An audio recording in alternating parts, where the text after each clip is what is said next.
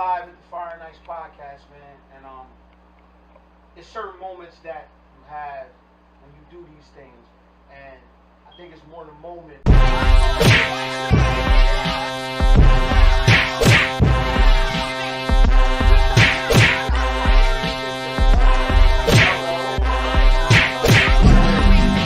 These guys came from Woods of Delaware.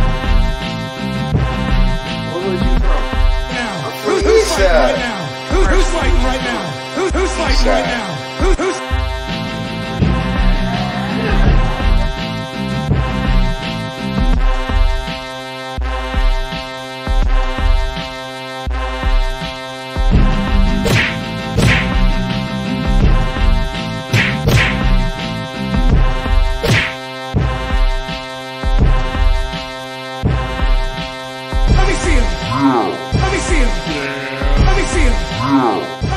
Listen, man, it's your boy Katt, man. Fire Nights Podcast. Let me see him. Let me see him.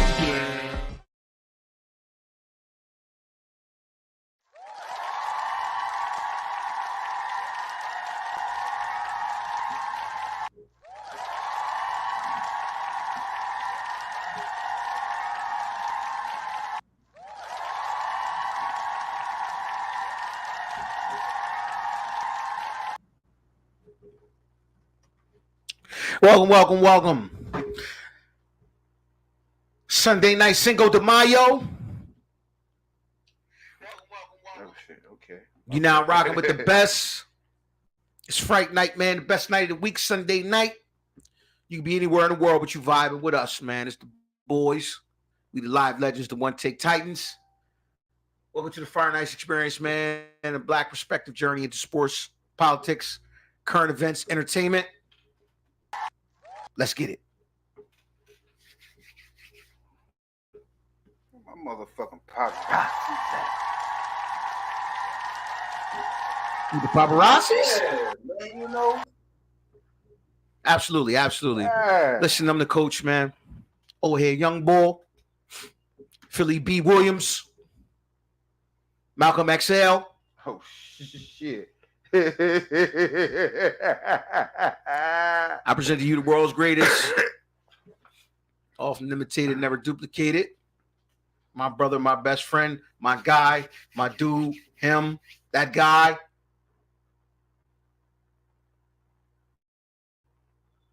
Fresh Fire, how you feeling today, bro?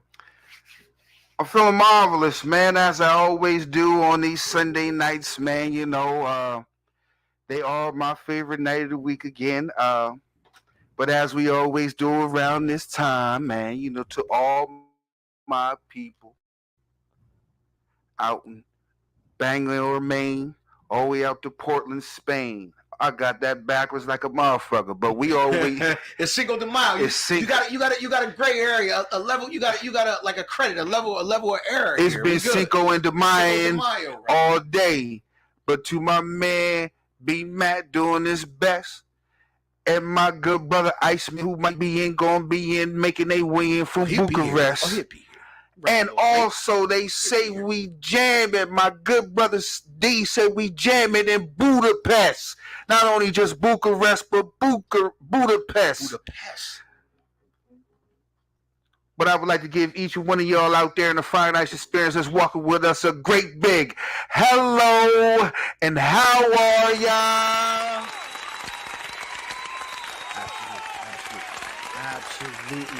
Absolutely.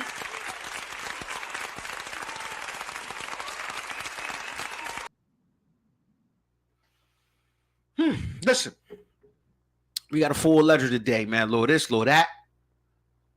As you like to say, bro, walk with us. Please. How about that? We got a couple hours for y'all. If you got 5 minutes, you got 20 minutes, you got the full 2 hours. Rock out with us. We appreciate it. Hit that subscribe button, whether it be Facebook, whether it be YouTube, whether it be Twitter, whether it be Instagram. Hit that follow button. Don't take you much, man. Man. Run up that follow button for your boys. Shout out to the Street Jewel. Shout out to my good brother. We miss you, Street Jewel. We miss you, man. We miss you, man. All love, sis. We miss you, man. We see you. Don't think because we're not physically together, we see you and we peeping. Yeah, we see Street you, we see Jewel, you, man. we see Yeah, you and Street supporting Jewel. and all that, Yeah, man. So, Street Jewel. you know, the brothers still got your back. We love you. Yeah. It is what it is. But we definitely miss you. Yeah, and to my good brother Dom, man, I think my good brother Dom, from his own perspective, he needs to hook up with good brother Mike Knox Pierman. Oh, They need to hook up. He is an active wrestler. oh, he's an active wrestler. My good brother Dom Devereaux is an active wrestler. I want to say all up and We can down put the that East together. Coast, man. We can get that together. Yo, man, he's an active wrestler. He does his promos and all the man. Listen. I work with him and I fuck with Dom heavy because you know what I'm saying he used to work at the job. Then he was like, yeah, I gotta go work out, and then I gotta go to the thing, and then we got a match down here, and then we got a match over here. I was like, yo, he really grinded this thing out as a wrestler, man. The BDSR network, man, on Mike Knox, man, the hardest internet for the real intelligent wrestling fan. Def the Dirt Sheets, my guy. We can make that happen. That's a real thing, man. That's a real thing. Mike is an original belt king in the world of wrestling. That's a real thing. So yeah, we make that happen, man, because that could be, connections, man. Certain connections happen, man. Things happen, and you never know where that may go. So we make that happen.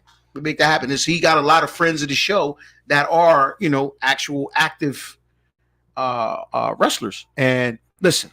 Oh yeah, my man. Listen, my man Mike Knox, Triple X, 3 X's because he's that hardcore. Nah, because he's that hardcore. Had a run in with another industry individual, man, and shit kind of went left on Twitter this week, man. He made me privy of it, and yeah, I'm gonna have some, the Fire and Ice experience, man, stands firmly behind the Mike Knox Show. Yes, we do.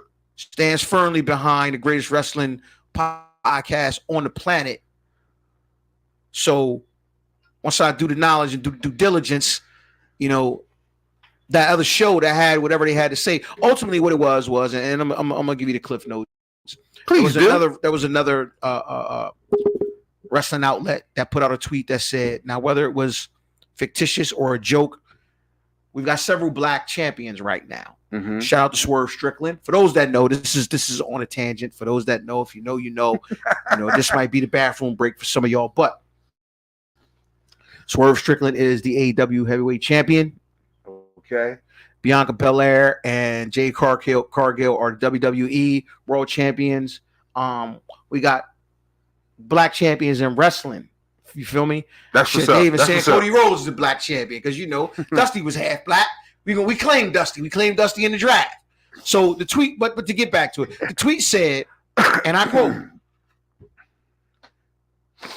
"After Swerve Strickland won, the blacks are on top now." So, okay, Mike retweeted it from the standpoint of, hey, man, is this a real tweet or not? And it went from there. So, that's an incendiary tweet, whether it's a joke or not, to say the blacks. Got you. We'll get back to that. We'll get back to that. But with that being said, what's got you on fire today, bro? Do anything got you on fire? Yes, sir. Before I get into that, my good brother Dom says Swerve Strickland is a good friend of his. He you know what I'm saying? So, hey, man, that's my guy. He said Swerve Strickland. Hey, this Dom's my guy. You know what I'm saying? So, hey, man, let's make some things happen, Dom. Let's make some things happen, man. You know what I'm saying? Yeah. Let's make some things happen. All I know is Hollywood Rock. That is all. Hollywood Rock? Hollywood Rock. That is all. Say less. Hey, listen, Hollywood Rock, send us that the headshot. We want to put that. Listen, I've long wanted there to be a wrestling component on the show. My compadres are not avid wrestling guys. Nah, I used to be. I respect that. But I am, 100% a wrestling guy. So, Dom, you got one with me. It may not be with these guys, but you got one with me. Just sitting with grandma in VA, 1980, 81, 82, 83, sitting in front of that TV. No, real shit. That was, listen, it was crazy because I get it now. wrestling is a soap opera, bro. It is a male soap opera, but I know why she used to watch it, because why wouldn't an older woman watch niggas walking around in their underwear, niggas oiled up, dumping other niggas? I get it, Grandma. I see what you was doing. I see what you did there, Grandma. I see what you did there, Grandma. I see what was going on, Grandma. So, cause you know, she was young and restless and bold and the beautiful, days of art, that kind. And then Saturday mornings we sat there. That was her. That was another soap opera from her, but it was a different, you know, it was a different kind of soap opera. I get it. I see what you did, Grandma. I see what was going on there. I see what was going on there, Squirrel. I see what was going on there, Sarah Lee. I know what was going. I didn't get it when I was younger, but now that I'm older. Niggas walking around in baby oil. You was like, yeah. You was getting a little Chippendale show. I get it. Listen, being far from me though. What's got you on fire though, Fresh? What's got you on fire? Shout out to General Jones on the check-in, man. Please check out Luxury Music on all streaming platforms. What's got you on fire? What's got me on fire, man? I guess we into the NBA playoffs right now, and as you know, I've been a lifelong diehard Sixers fan, and God. I want to take some shit out on the Sixers. Is this gonna be long? Because no. I take it. I can go to listen. I can go. Oh, you know what? I'm gonna let you go because this is your 5 to 10 to 15 minutes. Good dog, good brother. Nah, man. I felt some type of way. I felt some type of way when, you know, the New York Knicks fans had, I guess they said, invaded, you know, the Wells Fargo. And me, myself, knowing what Philly fans, and, you know, not Philly fans, but Philadelphia area fans and Philadelphia area team fans, they have traveled themselves. They have taken over Tampa Bay. They have taken over they've taken over a Washington FedEx Field. They've taken over a SoFi Field. So I understand how things can be taken over. The part I took some motherfucking umbrage with was Michael Rubin, the Philadelphia organization, trying to pawn off such a great idea to give some first responders and nurses and things of that nature some playoff tickets to cover up the fact that New York just came in and bought some goddamn tickets and made their house their home. They came in and ate the fucking chicken. They came in, put their feet on the couch, said, fuck your couch, Sixers. And what y'all did was turn around and did some punk shit to buy a whole bunch of tickets to try to not have the same thing happen the fuck again. Oh, man, we don't do that, man, as Philadelphia Sixers fans, Phillies fans, as just Philadelphia Phillies. Oh, my God, that would never happen. We're like, look, man, we will fuck around and just fight you again before we go stoop so damn low as to put it out there that we buying these tickets and try to pawn it off to give it to some first responders and some nurses and some and people who really need and can use and deserve these tickets, to hide behind the fact that New York fans came down and was partying hard in the Wells Fargo. That's some bullshit, Sixers. What you really got to do is have the players on the court shut the New York Knicks fans the fuck up. And I'm sorry that the Sixers fell for the banana in the tailpipe with this bullshit. I'm sorry that we fell to some lows to even say, oh, man, we're not going to have this happen again. You know how you don't have this happen again? You got to play better fucking ball, Tobias Harris. You give me more than motherfucking 2 fucking points in, 3 games? Ooh. With that being said, man, I thought that was a real punk-ass move, Michael Rubin. I thought that was a punk-ass move, Joshua Harris. I thought that was a real punk-ass move, Philadelphia's 76ers organization, to buy those tickets and to actually tell people we don't want that to happen again. And I'm like, dog, the whole reason why it's going to happen again is because New York motherfuckers got a little bit more expendable cash. There's some people around here, and they bought up some motherfucking tickets, dog. And the reason why they was loud is because their fucking team won or was winning or was playing better. That's why they was fucking loud. You know when they wasn't loud? When Joel Embiid had 50 in game 2. It wasn't that fucking loud. You feel what I'm saying? They wasn't that fucking loud then. Now you want to come out here and do all this dumbass shit? That's some bullshit. Sixers, organization, staff, as a crew, some bullshit. That's what got your boy fresh on fire, man. I can dig it, man. I can dig it. Yeah, and Amy, I'm sorry for all the vulgarity, but that's how I was feeling. That's some punk shit. Now, how you really gonna look? Take your lumps. Sixers Eagles fans have done it all over the place. Phillies fans have done that all over the place. Sixers fans not so much. They don't travel that well. Well, the Eagles have been riding high for about a good 10 to 15 years, and I for one have been victim to the Philly invasion, where half my stadium is green. It don't feel good, and y'all kicking the shit out of us. It don't feel good. So y'all got a little comeuppance. Just a little. Yeah, and a little. And me as a Sixers fan, that's my favorite team on earth. I'm like, we just got to eat that. We got to play fucking better. We got to be better. We got to do better. We have to have more success. And saying, fight back. Fight back, nigga. Fight back, nigga. Fight back. Fight back. You got to fight back. Gotta fight the fuck back, man. Gotta fight back. Man, that hurt me. That hurt me, man, when I see that on Channel 6. Oh, nigga, welcome to my world.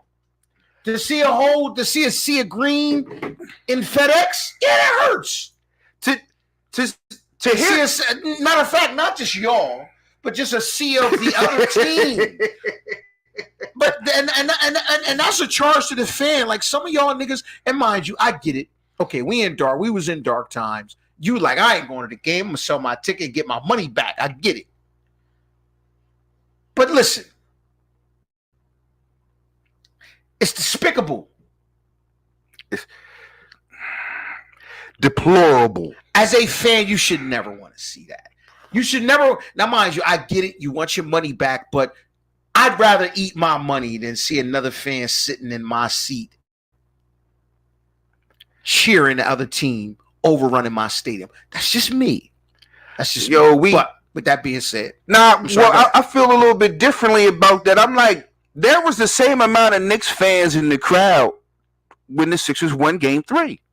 There was the same amount. You didn't hear them nowhere near as much because the Sixers, won the game. But they was there. And I'm pretty sure it was probably about the same amount of Knicks fans was there Game 4. And it was like, they took over. Like, the only reason why they had a voice is because the Sixers sucked it up. That's the only reason. If they wasn't, they would have been there. They'd have had long faces. Do you know the photo montage at the end of the game? If the Sixers would have won those games, look at the Knicks fans, hands on their heads. They're going back to New York. That's what it would have been. But if you losing, the New York fans who've driven where they came from or whatever, they get more and more emboldened. That's what you're supposed to do. All those years that Philly fans have been getting up on all the visiting teams, fans coming in. I just thought about something. Come on, man. Now I know why William Penn was so good, man. Two of them niggas had birthdays so close together, man. They was bonded. Shout out to LB and Gary Lumpkin, man. Them niggas had birthdays like for the last like 3 weeks, man. Like I know why they were so bonded, man. Like that's crazy that them niggas got birthdays so close together, man. Shout out to L, man, friend of the show. Shout out to G Lump, man. Listen, G Lump. We don't know each other, but I would listen. It's time we get you in. We get you and T Mock on here, man, to talk about that period where L was gone and y'all had to fend for yourself. So I know T Mock kind of threw the gauntlet down to us and said, "Hey, man, we had a go. We were sitting on a gold mine with the the GOAT talk. Mm-hmm. That ain't went nowhere because we control our narrative. So that's still on the table." After AAU season, it's time to go. After AAU season, y'all got a cool, 2-3 months before y'all gotta do basketball season. Let's talk True. about that 90. Let's talk about that 94-95 season. True. Where we got T Mock and Gary Lumpkin. Y'all did not have the services of L. Let's talk about it. T Mock, let's talk about it, man. It's a lot still left on that bone, right? It's a lot out there. It's a lot out there, man. It's a lot out there. Shout out to everybody watching, though, man. Shout out to Keisha Brown, man. I do want to I want to show her some special love, man, because Jesus Christ, sis. She got a brand, man. Black Butterfly. She got a brand. Workout gear. Kill fat. Absolutely. Kill fat. Absolutely. Kill fat. Listen, get us some photos of that, man, so we can post that, man, because we can't necessarily go on without acknowledging your relentless support of our walk and journey and what we do here. So we gotta act accordingly with what you're doing. So we want to show the same support. Yes, we do. Whether it means something or not. Sis, we love you, sis. Absolutely. We love you, sis. Absolutely. Absolutely. Tell Dawu, man, you always got space up here. Absolutely. Without a doubt. Without a doubt. Hey, listen. Hey, Cousin B. That's one that I want to talk about, man. I want to talk about that walk of sobriety because he is now in I think he's in year two of his walk of sobriety. At least year 2. Yeah. And Nino Brown, I want to talk about that because Nino is in a very long walk of sobriety. Yes. So that's not nothing to sneeze at. We'd like to explore that experience. And because you're not the only two brothers that have dealt with that, have been saddled with that and have walked that particular path. So you could be an inspiration to other individuals thinking of going that route that might be dealing with that and could provide some information and could provide a safe passage in how to navigate that particular portion of the waters. So with that being said, shout out to Cousin B. I know you are celebrating an extended walk in the sobriety field. Yes. Shout out to Coach Mike Kellum. You've been walking in your sobriety for a minute too. Absolutely, you've been making it look good, and it deserves celebration because, it's a thing that a lot of us wrestle with, and if you can provide some direction, some guidance, or some insight in that walk, it can help another person. Oh yeah, so, each one teach one. You know what it is. Absolutely. Shout out 40. Absolutely. Shout out to 40. Let's go. Quick question here. I'm listening.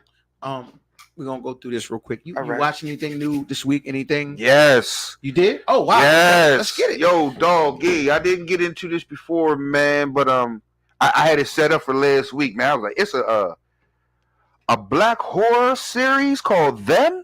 Oh yeah. Ooh. I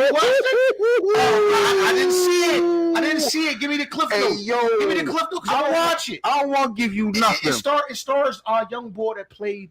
He played Johnny. Yo, that's my. I won. Well, he was my Facebook profile pic for a second, man. He puts off. Yeah, you're right. You're absolutely awesome right. Performance.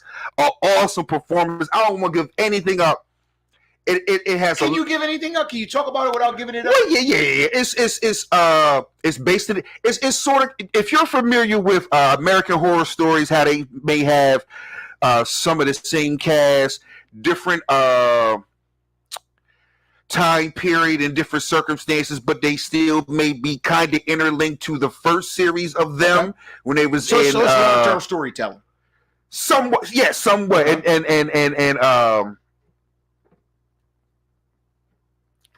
I don't want to give it away, but dude, the main character lady from the first season of Them comes back as a detective in the second season of Them.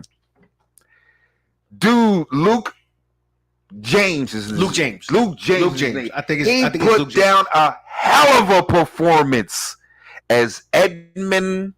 I can't remember his last name. He put down I don't know what kind of awards they give out for Netflix and all, and maybe it's a Grammy or whatever. But yo, he put down a hell of a performance. Now I'm gonna say this because one of my all-time favorite performances is James McAvoy in where he played the Beast in the movie, the connected universe between Bruce Willis's Mr. Glass and Mr. Glass with Samuel Jackson. The fact that he played a character with like 21 different personalities. That's awesome. That was awesome. I'm hearing that it rivals that performance. Oh man, Johnny Gill from New Edition, he put it down, man. He put that shit down, man. As a horror dude, he put this shit down, man. Just a perspective. I just want you to read that. Just a perspective. You want me to read it out loud? Yo, I just want you just mental. Got you. Because we gotta go there for a second. I'm not gonna spend a whole lot of time on it, but go proceed. Yo, Luke James. Oh my God, man. He put down such a performance in the second season of Them. I walked in on that and I was like, what is this? Dude was playing just like how I like my people to be played, you know what I'm saying? Yeah, unhinged. We don't know what's happening. Yo, I don't know what's real or what's fake with dude. Yo, he gave a hell of a performance, man. Edmund, I can't remember his name, but I will say him and the main character are linked significantly. You will not see that until the end of the season. And then it brings back some of the pickaninny things from the first season. So what you gonna do? So what you gonna? I love an Easter egg callback, long-term storytelling. That was part of the bombshell when it was like, okay, we think this is all over with. And then Mr. What's his name? Okay. I don't want to give any more. I gotta go back. I don't want to give any more. So what is it on? What is it on for the people? Netflix. It's called Them. It's the second season of Them. Okay. And Luke James put on a hell of a performance, man. Boom. 10 out of 10. 10 out of 10. You man. say that is incredible. 10 out of 10. You don't man. even watch TV. I walks in. I'm taking my break. I go into the room, and he called me. I was like, that's interesting. The Negro on TV. I'm gonna give you 5 minutes. You got 5 minutes. He the one who called me, and I was like, okay, I see. Oh. Listen, I'm gonna keep it a bean because that's how I got. Listen, this may sound weird, but I don't care. I love storytelling, and that's how I got roped into some soap operas because I saw a black chick on TV, and I said, "Oh, whoa, hey, what's going on here? She's bad." Yeah, that's how I got roped in. It happens. Yeah, absolutely. Boom. I love it. Moving on. So listen, let's catch y'all up real quick, man. This is Fast and Furious. Music. Jesus Christ. The world has stopped. Drake and Kendrick are embroiled in a one hell of a battle. We've talked about it for weeks. Listen, there could be an entire show on this. I'm not doing that because we got shit to do. No, real shit. We got shit to do. I'm not staying on this all night long. I'm just not going to do it as a matter of principle because it's a lot. This deserves a whole nother night. Now, if y'all want to walk with us a whole different night and dissect the ins and outs of this thing, because as far as, well, you know what? I'm not going to do that. Okay, so to bring y'all up to speed, we have a very intense and embroiled. These niggas is embroiled in a goddamn battle royal. Drake and Kendrick have taken the gloves off and have said, nigga, to the death of nigga, it is, bro.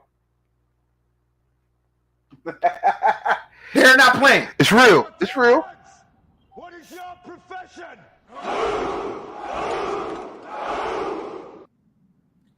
That's what we got on our hands. This is a bloody, gloves off, survival of the fittest. You can play the Mobb Deep soundtrack in the back. They are not letting up, right?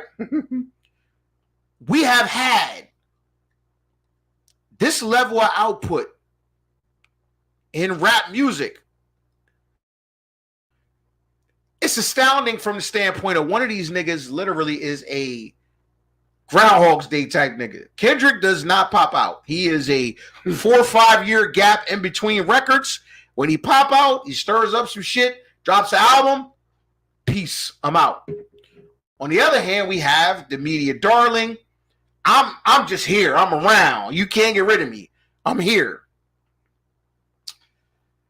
This has turned into a situation where you don't want to put your phone down because if you wake up the next morning, you have missed 3 diss tracks.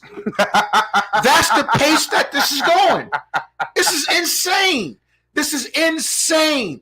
So far, we have about 7 to 8 records total in the span of a month. This doesn't happen. This doesn't happen. Whether whoever you feel is winning or losing, there's different camps, different perspectives. I'm on TikTok, I'm on Facebook, I'm on Twitter, I'm on Instagram, and there are. Listen, this thing is a lot closer than people would love to believe. If you're a Kendrick fan, I know you can't believe this is even close. If you're a Drake fan, I know you probably like, how is this nigga even in the realm? Nigga, it is close. It is like that. As crazy as that is, and no play on, no pun intended. I'm going to go on record and say this is the greatest rap battle of all time. It has now passed, and it is now seated comfortably as the greatest rap battle of all time. It is. From the standpoint of output, we've got Disrespect. We've got great songs. We got everything. So we got Disrespect. Oh, we got everything. We got Disrespect.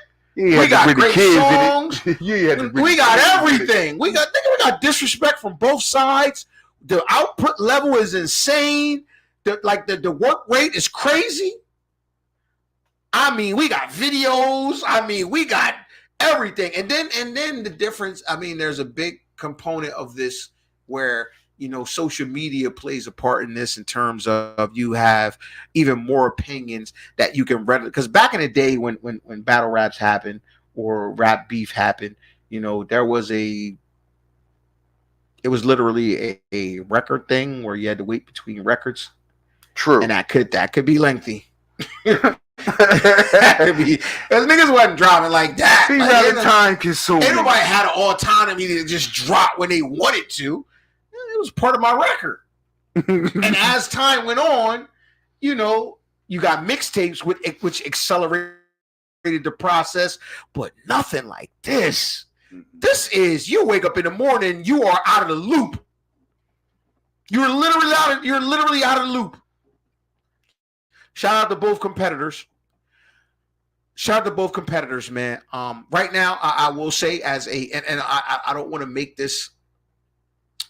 I don't want to be covert about this. I like both. I favor the Canadian more. I favor the Canadian more. Absolutely. That's my guy. White boy. Yeah, white boy. In this instance, white boy. The white boy, the singer, the R&B guy, the soft. I favor him. This has been remarkable. I'm going to just leave it at that. This has been remarkable. And I'm old enough to have seen The Bridge Is Over. I mean, Kill That Noise. South Bronx, Kill That Noise. The Bridge Is Over. LL go through his things with multiple individuals. True. No Vaseline. All that. Your thoughts, bro? I'm not gonna lie. Hey, wrap this shit up quick too. We not gonna be like them. Cause listen, we got other shit to get to. We got 5 more minutes on this shit, and I'm great time it. We got 5 more minutes because it requires that. Good brother, man. It to me, man. There are a lot of people who feel a strong way about lyrics, and they may stand on Kendrick Lamar's side. There are a lot of people who feel stronger about the quality of a whole song, and they may stand on Drake's side. But one thing I do not want anybody to do on any side is to have to explain anything to anybody. Like, oh man, you missed this or you missed that. I'm like, look, man, I've been listening to rap songs longer than people who trying to explain it to me been listening to rap songs. Been living. So I don't even understand. I'm like, I get what you're saying. Okay, yeah, it's crafty. I get it. It's crafty. Why should it get any more extra points? Because I didn't understand it. You know what I'm saying? Or because you understood it, or just because a certain few understood it. I thought this whole thing was to be given to the masses. I thought if it was just about lyrics and not about cadence, not about flow, not about content, not about some of the corny or thoroughbred topics that you're talking about, if it was, if it wasn't about the track, the music, some of the people you associate yourself with, male and female, if it was just about lyrics, why do we have any of this stuff that goes into any of this stuff? Why don't you just go to Smack? Why don't you just go to URL, get in a big room, and do it like that? Because from what I've been hearing from the Kendrick Lamar side is the bars are so crazy. Drake gotta, he gotta go work at Wendy's. It's over, and I'm like, slow down. Even if we give you, and I'll give you, okay, the lyrics are pretty dope. I'm like, there's a complexity to Kendrick Lamar's side. It is a certain rapidy rap complexity that does satiate me as a listener, because I grew up on Rocket Science and Ultramagnetics and Chuck D and super lyrical KRS. Yeah, there is a part of that. Yeah, but there is a part that says, man, you just at the end of the day, you have to make the better song. So all the rapidy rap, it's like, okay, well, the different cadences, the different flows, some people looking at it like, oh man, that's super futuristic. Some people looking at that as, man. Let me ask you a question. Does your preconceived favorite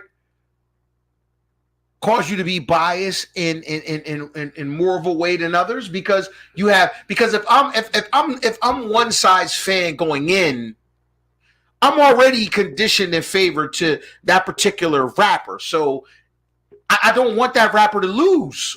Well, no, here I didn't have a dog in the fight. I didn't have a vested interest. I kind of thought one side was going to go like how it went. And that's Kendrick Lamar. And what I will say about that is, this battle has gone exactly how I thought. It has gone exactly how I thought. I'm not going to say exactly how I thought, but what I'm saying is, I'll explain. I'm just saying, for what I've always thought and known of from a Kendrick Lamar, I never said his songs were whack. Mm-hmm. Did I ever say that they was my cup of tea? I'm like, maybe not. But I ain't saying his songs were. I said, no, I know they're dope. I know he's one of the best people out there.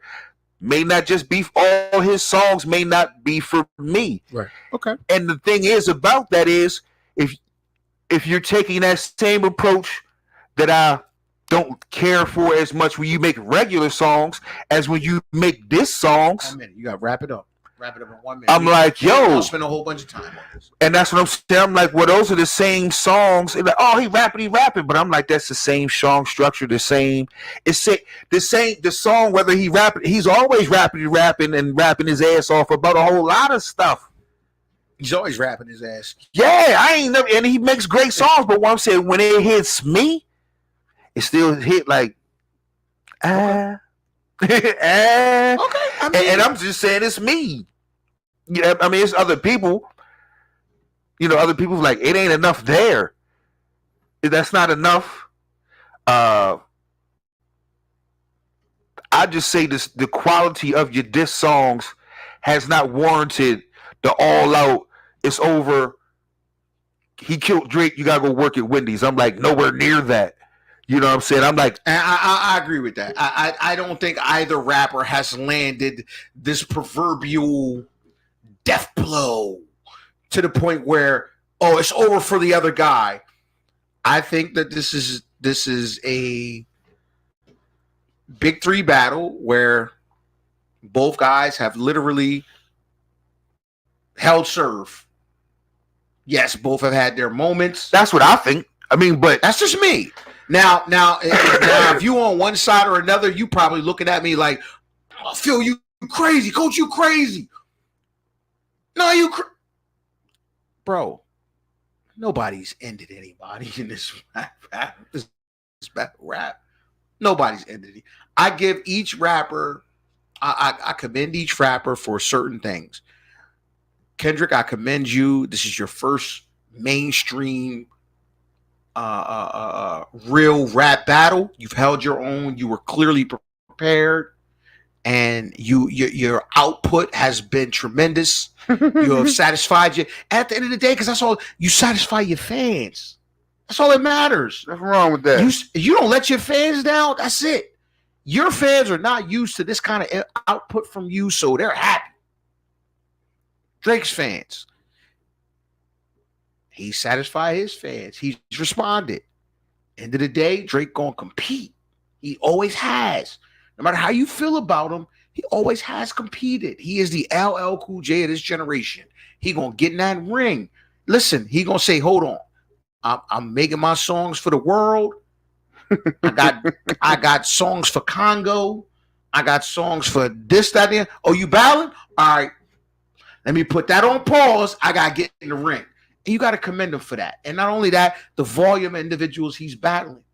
He's not battling one or two guys. He's battling multiple individuals. You got to give him credit for that. Both guys walk through this unscathed. They both leave as Titans. That's how I feel. Because at the end of the day,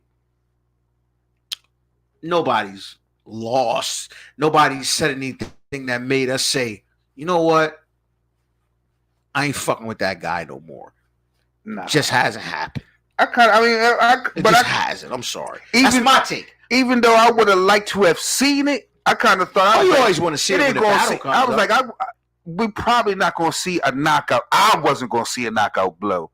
You know what I'm saying? But like some people said they've seen it, and I'm like, I mean, all right, man. There's been some heavy punches, a knockout blow. This is definitely going to the scorecard. I mean, and whoever wins. But if it goes to the scorecard, that guy lives to fight another day. You feel me? Moving on. This was this. I think you know what ultimately the winner is? Us. Who's that? Hip hop? Yeah, we got some shit. We got some shit.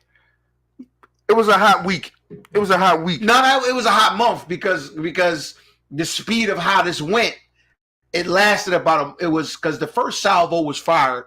Like literally might be a month ago. The first salvo was fired. To have this much content in a month, that's remarkable. Because a lot of times you don't have this kind of content in years.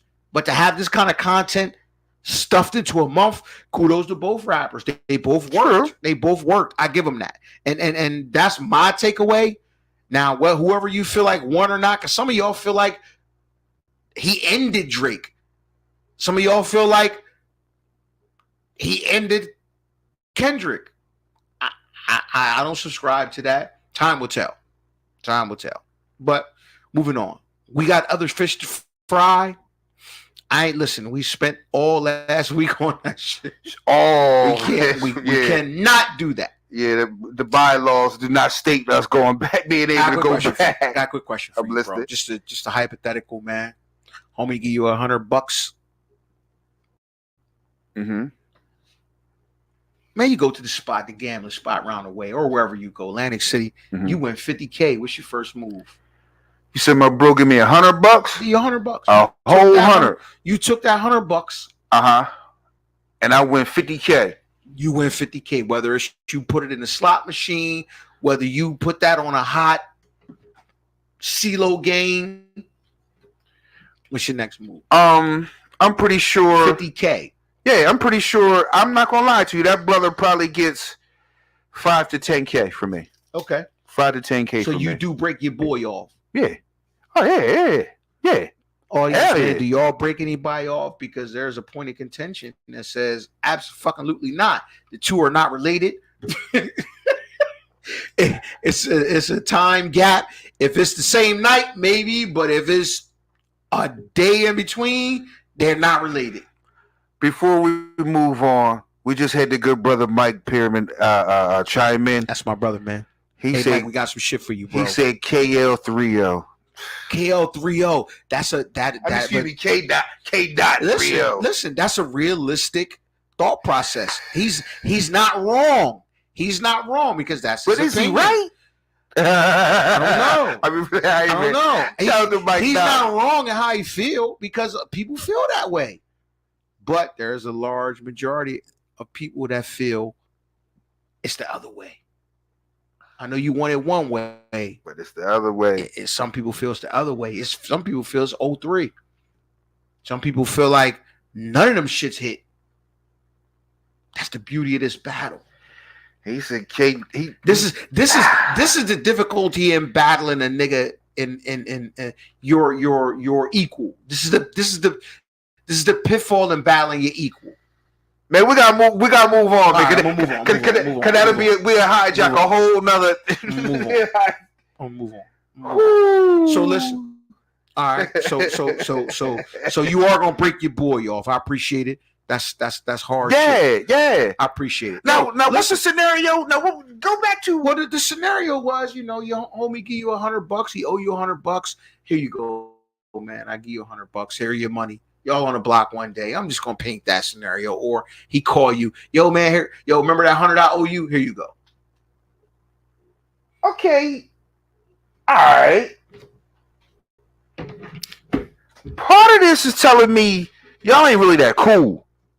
You feel what I'm saying? Well, nigga gave you money back on the strength. We cool. Definitely cool. You gave my money back. We're cool. That's 50 grand. That's a nice piece of change. For you to give me $100 and I win 50 grand off of that, I want to give you whether I just owe you the $100 back is one thing or not. That's what I'm saying. Oh, you must not really fuck with do you just give him the $100 back? No, like here you go, bro. And I give you $4,900 to $9,900 other dollars with it. You know what I'm saying? So that's what I'm saying. I'm like, obviously I ain't have nothing when you gave me this bean. So for me to Maybe you did though. We don't want to say you ain't have nothing. He just your boy out of the blue. Yo, remember that bean I owed you? Here you go, bro. I got you. Cool. Are you saying like, yo, homie, I need $100. Let me borrow $100? No. Or you just said somebody gave me $100? What I'm saying is your homie gave you the bean that he owed you. We don't know the time frame. Yo, you a bean. It could be you let him hold that a week earlier or 2 years earlier. Bro, you know what? You gave me a bean. Here's that bean I owe you. I would say that's a little different. If you giving me back something that I gave to you, I don't owe you nothing. Yeah. Now if you like, so my question what's your next move? You take that 100, you up 50K now. Yeah. Now you can whatever scenario you want to use. Whether you walk out the crib, you go to the corner, CeeLo game, boom, or you go to Atlantic City, babe. You and babe was already going to Atlantic City, and that $100 you got in your pocket, you say, "This is my first 100 grade blow. I'm up. Cool. My man gave me 100. What's your next move? That 50 grand, I probably just do is just bring the money back home. Whether I see you on a daily basis or not, you know what I'm saying? I'm not going to run you down to give you money. I don't owe you anything in this scenario. You know what I'm saying? I'm like, all right, you gave me money back that, here's the bean that I owed you. You gave it back. I took that hot 100, made it 50 grand. Atlantic City, Delaware Park, on the corner. I may have a couple dollars for you. Let's go eat. Smoke, something like that. That's a different scenario from me saying, yo, let me hold 100. I'm like, shit, I got 5 to 10 grand for you that way. But if you give me back 100 that I lent you, if you still standing around, nigga, we gonna eat nice tonight, smoke nice tonight, drink nice tonight. But that'd probably be the end of me giving you anything. unless you just keep hanging around. Then I'm like, you gotta go. I'm married. You gotta go fuck home sometime. You know what I'm saying? Like, yo, you gotta go home sometime. You know, what we doing? So, if you was giving me money back that I gave you, and that was the $100, if you just with me that night, we're gonna eat good, smoke good, drink good, have a good time that night, maybe even the next day.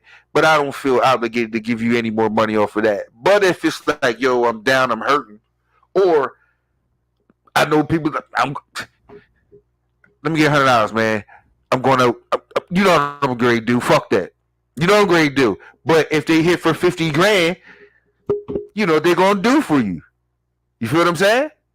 So it's a little different if you give me, if I'm gambling with my money, I don't know you shit. I don't know you shit. I don't know you shit. But that's what I'm saying. If you was out there, if you still out there that night and you just gave me $100, I'd be like, shit, this nigga money, we're going to roll. And I might even peel some money off. I don't know. That's what I'm saying. I don't even. Okay. It probably won't be $5 grand. Because, you know what I mean? Moving on. We're going to move on. So listen, I got a question for you. A big development over the last couple of weeks because we wasn't here last week, man. We actually took some time off, man. We did some things. But in the meantime, Reggie Bush got his Heisman back. Yes, he did. Reggie Bush got his Heisman back. Listen, I don't know about you, but Reggie Bush has been, you know, folklore for a long time with us. Mm-hmm. So, I mean, with that being said, I do want to give that as proper, you know, as proper. You know what I'm saying? Reggie Bush getting his Heisman, because we've actually said that on this show multiple times, that since the advent of the NIL era, that Reggie Bush should get his trophy back. The story is the Heisman Trust decision comes after Bush forfeited his Heisman Trophy in 2010. Now, mind you, Reggie Bush still maintains his innocence in terms of saying he never accepted any money. True.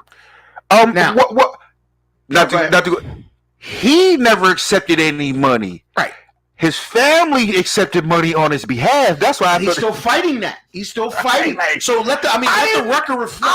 Reggie Bush to this day has maintained his innocence of never accepting money to play. I never accepted anything. They gave this shit to my parents. That's what I mean. To summarize it, that's like I didn't get shit.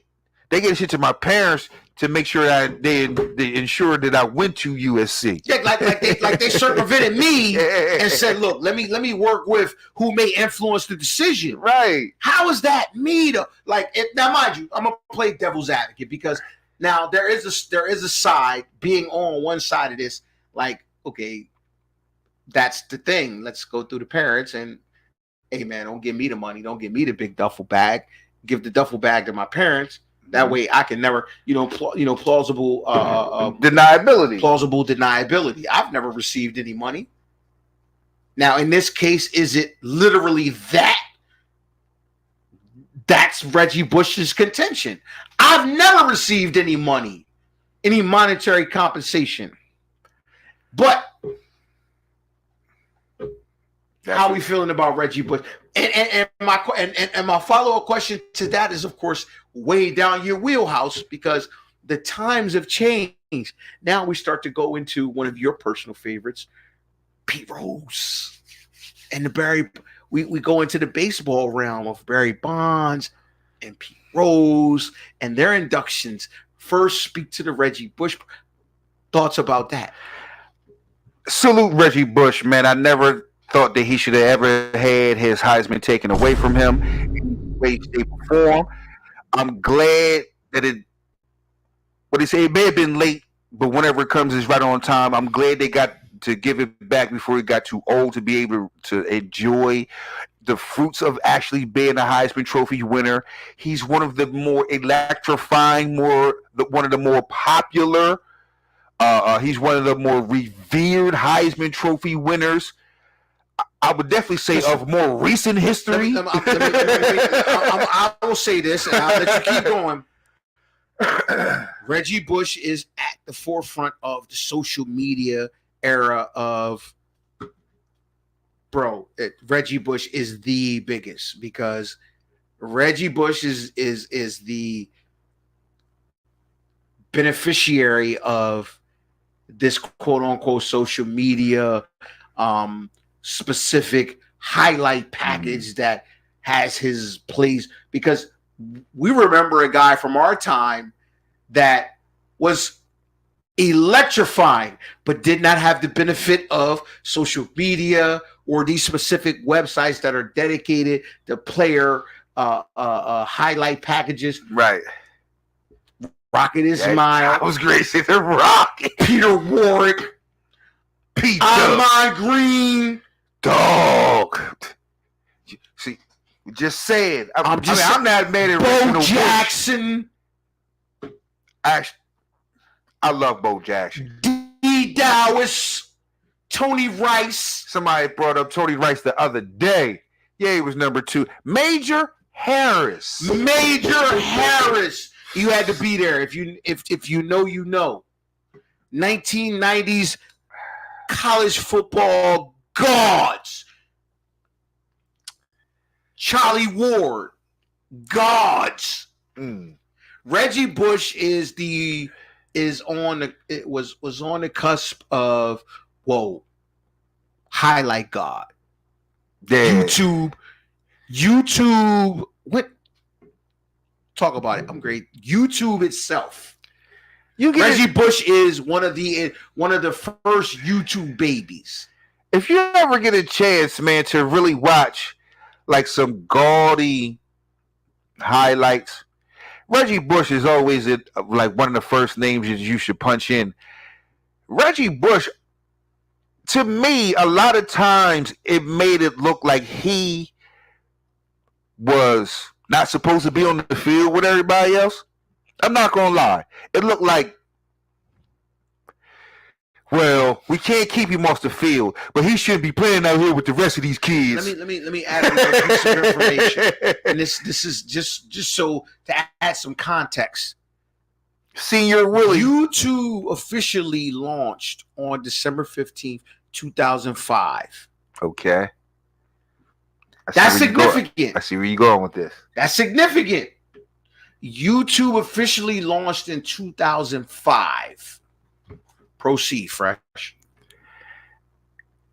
When you looked at rock stars, when it comes to college rock stars, he, like good brother would probably go on hit on in a second, he came at a very timely space for him to have the talent he had, where he was at, the team's legacy as well, in the new times of the highlight era. He was the face of all of that. And it just looked like he was a guy out there, like you say, a man amongst boys. He wasn't the biggest guy. He just always looked like the best guy out there. Like, you really can't catch him until he's got 20 yards. And if you don't catch him at 20 yards, he's taking it to the house. Punts, kicks, runs, slants, bubble screens. It didn't matter. Fumbles, it didn't matter. That guy, every time he got the ball, it was, he could take this to the house. More than anybody can take it to the house. We come from the era of Keith Jackson. We come from the era of Keith Jackson. Nebraska football versus Oklahoma Sooners, and the 10, the 20, the 30, 40, 50, 40, 30. Shout out to Keith Jackson and shout out to my new guy. Listen, Gus Johnson. Yeah. Gus Johnson makes you feel like Gus Johnson, every single play is life or death. Gus Johnson, shout out to you. I fucks with Gus Johnson. I fucks with him. Gus, listen, Keith Jackson, Gus Johnson, yeah, I'm good. When it comes to college football, Keith Jackson and Gus Johnson, I'm good. I'm good. I don't need nothing else. I'm good. Gus Johnson is right now. Gus Johnson is the man for me in college football. I don't give a fuck. And he's been doing some basketball NBA playoff games. Yeah. He's trying to dabble. He's dabbling. He's doing his Stuart Scott. He's dabbling. But you got my man Gustavo. He's dabbling. But listen, man, congratulations to Reggie Bush for getting that Heisman back, man. You've been campaigning for that. It's long deserved. I think you should have been got it back because they shouldn't. Because and not only that, I think the Fab Five should be getting those 2 banners put back up in Chrysler if they haven't already. I might be behind the times. Google that if you out there. Well, are those two Final Four banners up in Chrysler Arena? Because that should be up. I might need the crack research staff to get on this. What's that? I don't know if the NCAA sanctions are still on Michigan. I think they've just taken them down or left them down. Michigan is free and clear. That's what I'm saying. I think they're free and clear. Right. That's what I'm saying. So I think Michigan is just not putting it up. It ain't, you know what I'm saying? I don't think it got anything to do with the NCAA. I just think Michigan as an institution isn't picking him back up. It's not the Heisman. They're like, Michigan, we still feel some type of way about the Fab Five. If that's the case, I'm thinking they are the ones that just haven't put the banners back up. But they need to go back up, man. They need. Jalen Rose and Chris Webber have made back up. They have went back. They've made the pilgrimage back. I want to say a couple years ago or whatever. They all was back. They all made up. It was the right time. The momentum, was picking up. Put the damn. Y'all didn't even win the damn championship. Put the Final Fours up there. Yeah. That's what I'm saying. Final championship is not the pinnacle in college basketball. It's the Final Four. So they go back-to-back Final Four. Number one, as freshmen, which should be recognized. Please. Another. And mind you, the reason that it is not recognized is 100% due to the same ramifications that allowed y'all to reinstate Reggie Bush's Heisman. It's the same circumstances. Same circumstances. Yeah. Same circumstances. Those Final Four banners need to be up in Chrysler Arena rafters. The 1992 and 1993 Final Four banners. Yeah, man. That wiped out the achievements of the Fab Five. Now, as Black culture, you could never erase the Fab Five because we know what they meant to us in terms of what they did, what they accomplished. But as far as the physical reminder and what they did in the arena, that needs to go back up. We'll never, ever, in any way, shape, or form, forget the Fab Five's impact. No way. That won't happen. That impact is an impact, and no matter what Michigan decides to do, the Fab Five is still in our folklore superheroes and icons. That's one of the things that the people can't, and I mean the institutions like the NCAA or University of Michigan, you cannot make us believe that we didn't see what we saw from these. We synced it. Now, we lived it. I would like to make just a slight. I still got them sneakers. I still got the black Charles Barkley Air Max Fab Fives.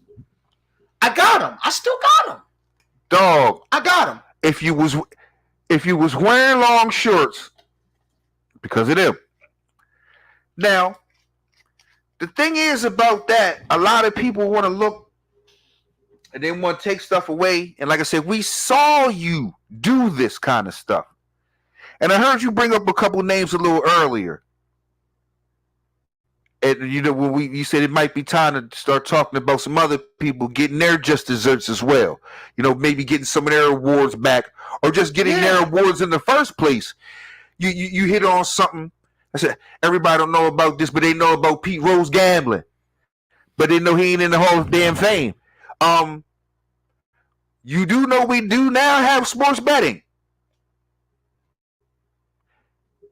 He never bet on the Reds, allegedly. Put his damn 4,752 damn hits in the damn Hall of Fame already. How many is it? 4,752 damn hits in the Hall of Fame already. We're at a point in our lives, man, people only live once. And if you go and have a stickler in your craw that much for somebody like Pete Rose has been a baseball lifer all his life. He's called Charlie Hustle because he injured Ray Fosse in an all-star game for going Mamba mentality.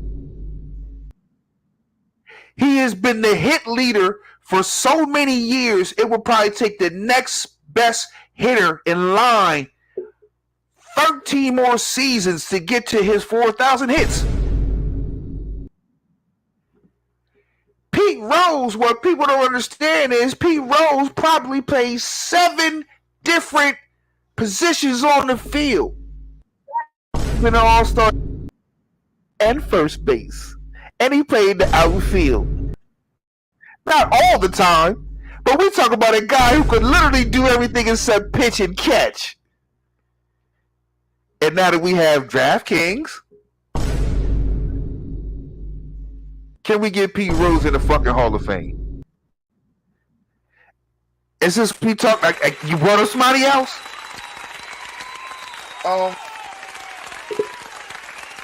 Shout out to Sam. Shout out to Sam. Just a quick note, man. I want to give my heartfelt condolences to Jay Sanders, man. Jay Black out Newcastle, man. He meant a lot to a lot of people, man. And Sam, when I just saw it, man, so I said, nah, I know that was your brother, man. He did a lot down the gate. He did a lot down there, man. And he just passed away just earlier, not this week, but last week, man. I know that he will be truly and sorely missed down there. But when I seen Sam Evans on the check-in, my baby select man skills, I know that's your brother, and it made me see that. So my condolences to the Saunders, the Reed family. Absolutely. Select man skills, man. Jay meant a lot to a lot. Jay Black meant a lot to a lot of damn people down there. Absolutely. We're going to switch gears, man. This is the financial literacy portion of the Fire and Ice Show. Stumbled across something, and I stumbled across it, but it was more like a aha moment. Like, okay, cool. Yeah. That makes 100% sense. You know what I'm saying? 100% sense. And it deals with generational wealth and wealth building and what the other side has been doing for years. And that you may know, because some of you, I'm not going to assault my watchers' intelligence. Some of you may already know and may already be privy and may already be participating in it. But how the rich stay rich. What's this? It is the Rockefeller waterfall method. Oh, everything rolled downstream. I mean, now, mind you, it is, but because like I always equate this sort of thing to, bankruptcy that, the other side has used to their advantage. Mm-hmm. One community looks at it as a albatross, a black mark, like, oh my God, one side of the community, one demographic looks at it like, get out of jail free. Like, it is what it is. Man, let's hit the reset button. I'm not gonna lie, man. I have crossed over to the side. I'm like, I should have ran up more bills, so I could one day say, I can't pay for none of this shit. So, listen, for centuries, the Rockefellers have been synonymous with enduring wealth. What's their secret to success? Many point to the Rockefeller waterfall method, a strategic approach to building multi-generational wealth through life insurance. Okay. But is it right for you? First of all, what is the waterfall method? It's a powerful estate planning strategy that leverages whole life insurance as a tax-advantaged wealth transfer vehicle.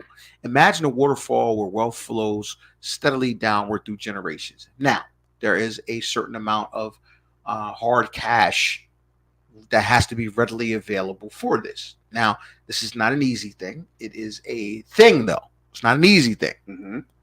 First and foremost, grandparent or parent purchases a whole life policy on their own life. Okay. Mm-hmm. Premiums build cash value in the policy, growing tax deferred. Upon the policyholder's passing, Mm-hmm. the death benefit provides tax-free funds to beneficiaries. Mm-hmm.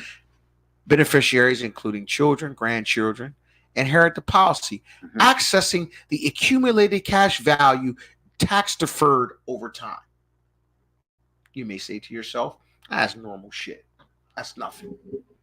Let me give you an example. Little Johnny, your little rug rat. Mm-hmm. I'm sorry. No, The hierarchy. Damn, The patriarchy sets up a whole life policy with a $1 million death benefit. He pays annual premiums of $20,000 for 20 years, building a cash value of $400K. Right? Mm-hmm. Upon John's passing, his little rugrat children, Jane and David, received a $1 million death benefit tax free. Now, you're thinking to yourself, normal shit. Here's where it does not get normal, because there are alternate and additional benefits to that particular policy that this provides. Here's where the waterfall begins. Okay. Now, remember I said the annual premiums for 20 years build a cash value of $400K, right? Mm-hmm. Here's where the waterfall really, really pays off, right? Those beneficiaries can then gradually access the $400K cash value tax deferred amount. Not the $1 million payout, but a separate $400,000 or so cash value tax deferred option. Now, what that does is you say to yourself, okay, so here's how, when you think of 50 to 60 years of a head start, this benefits things such as education, starting businesses, down payments on homes. They can continue paying the premiums, allowing the death benefit and cash value to grow further for their own children's inheritance. Yes. So not only are their own children inheriting the quote-unquote death benefits, but there is also a cash value that they're paying into that can double and quadruple. Now, here's how the wealth building is, because you can tap into that for self-employment purposes, home buying. So you're ahead of the game before you even. This has nothing to do with school or anything. Nah. Your mother and father has accumulated a $1 million inheritance and a $400,000 pre-approved loan, right? A $400,000 pre-approved loan that not only you have access to, but your brother, your sister have access to. Yes. Right? This is not a bank loan. No. This is a pre-approved, already filtered down pool of money you have access to. Yes. Yes. Now, consider this. It's a downfall to this, right? Premiums can be substantial. You know what I mean? Like requires sustained premium payments. You need estate planning guidance, which is crucial, because this is ultimately estate planning. Yes. Yes, it is. Yes, it is. Now, there are certain individuals that would benefit heavily from this. This is individuals seeking tax-efficient wealth transfer. Once again, I want to use this term, tax-efficient wealth transfer. Yeah. Because in our community, that's not a prevalent concept nor statement. That's not something we're familiar with, y'all. Families that are that aiming to build multi-generational wealth. Because think about this. All right, so think about from this perspective.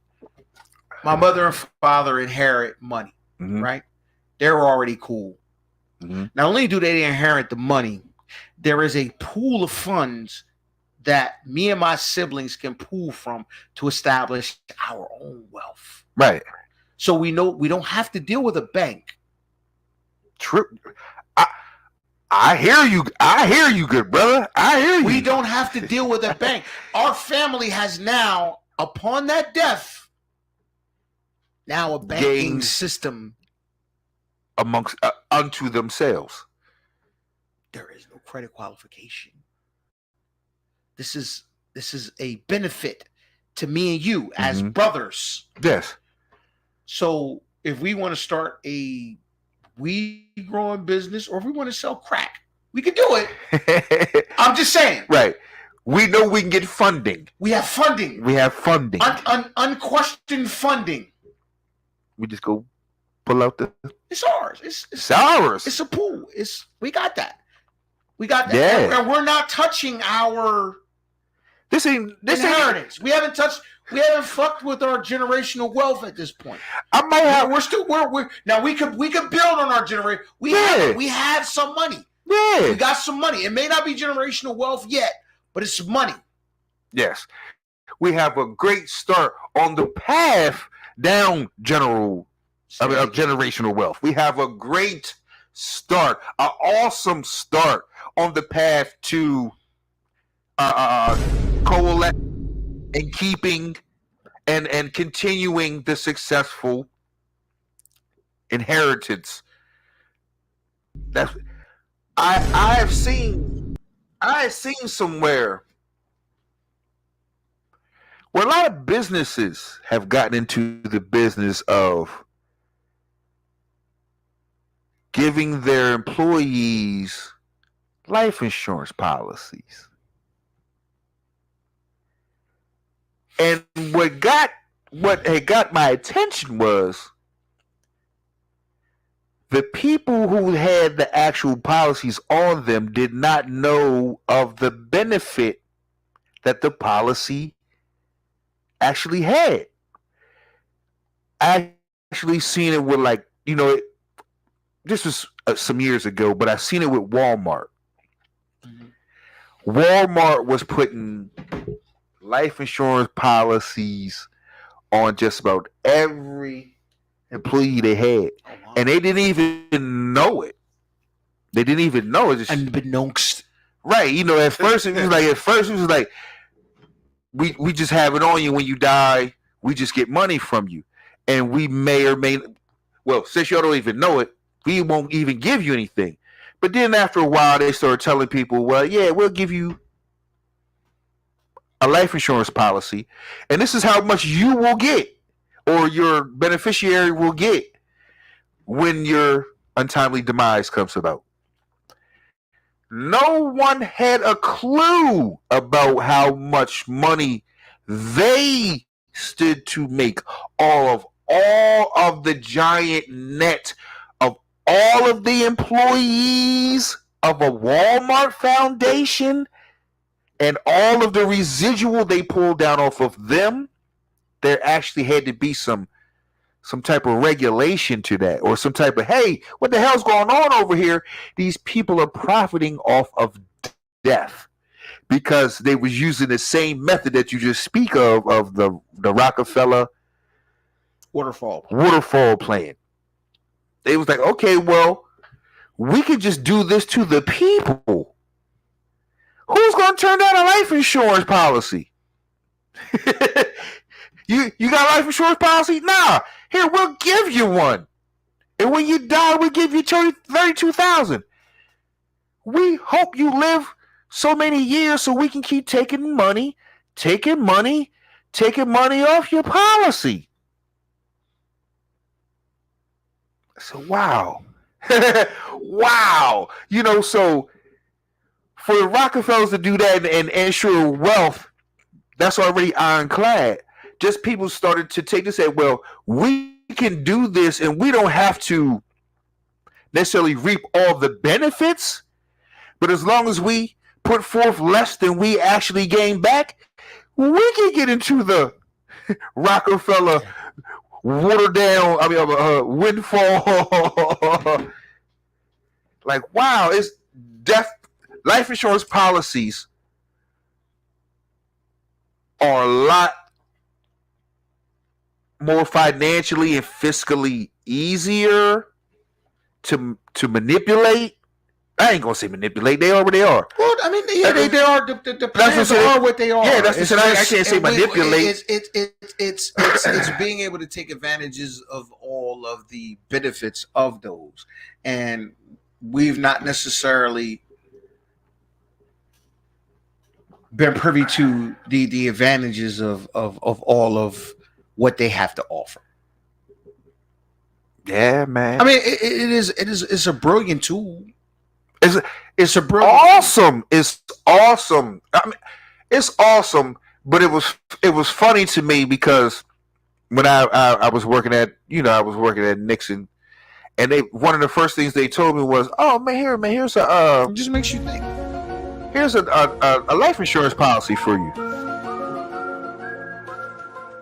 Just makes you think. You know, I mean, we gotta get your lady. You know what I'm saying? My wife, to sign off on it. She's a beneficiary. But I'm like, I said, this can't be what I said. No, this has to be the same thing that what Walmart was putting up. But at least they're gonna say, well, here, we'll give you some money. But I was like, all right, cool, I'll take it. I already know I'm trying to get some money out of here or do something different with this life insurance policy. We no longer are in agreement with the working agreement at the job, right. And that was one of the things there because I was like, you're not going to do me like that. Right. Oh, well, I don't even want no life insurance. Well, we still going to have one on you. I don't want none on me then. You owe me money. Yeah. Moving on. I found this fascinating. What's that there, Coach? This particular story here, and shout out Jada Kid 2 times. I want to throw a name out there, and the name is Miriam Rivera. Right? Okay. Reality star. Right? She starred in a reality show called "There's Something About Miriam." If you're all familiar with the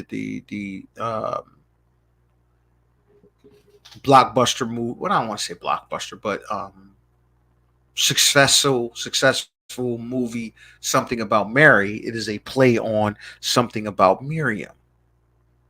Now, however, what's her name again? Just for the record, the name is Miriam Rivera. Miriam Rivera. It is a dating show star, right? However, with the twist. So to provide some backstory.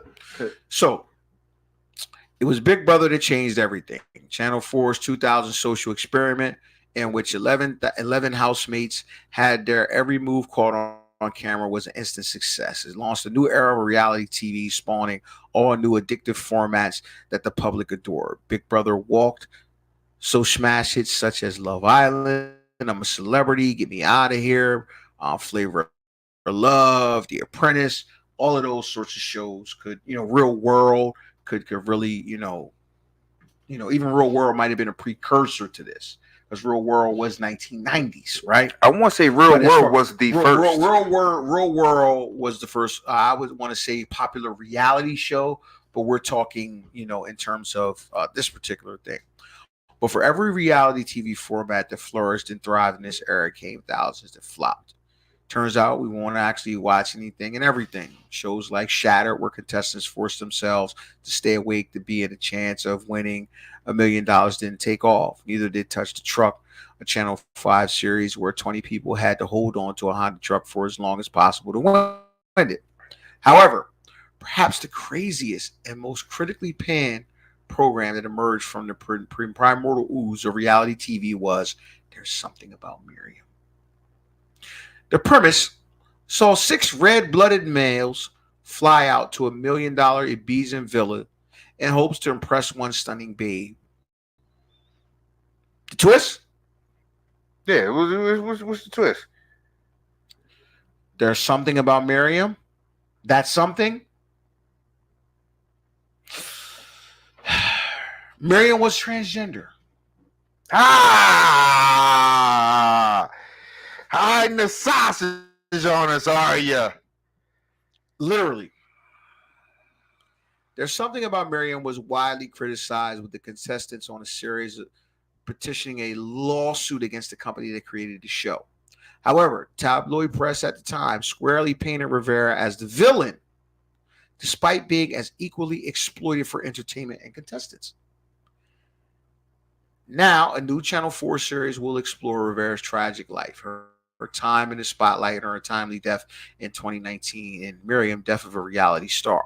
The three-part documentary will look at the transphobia that was pervasive in the early 90s and whether a show so cruel would be made in today's arena of reality TV.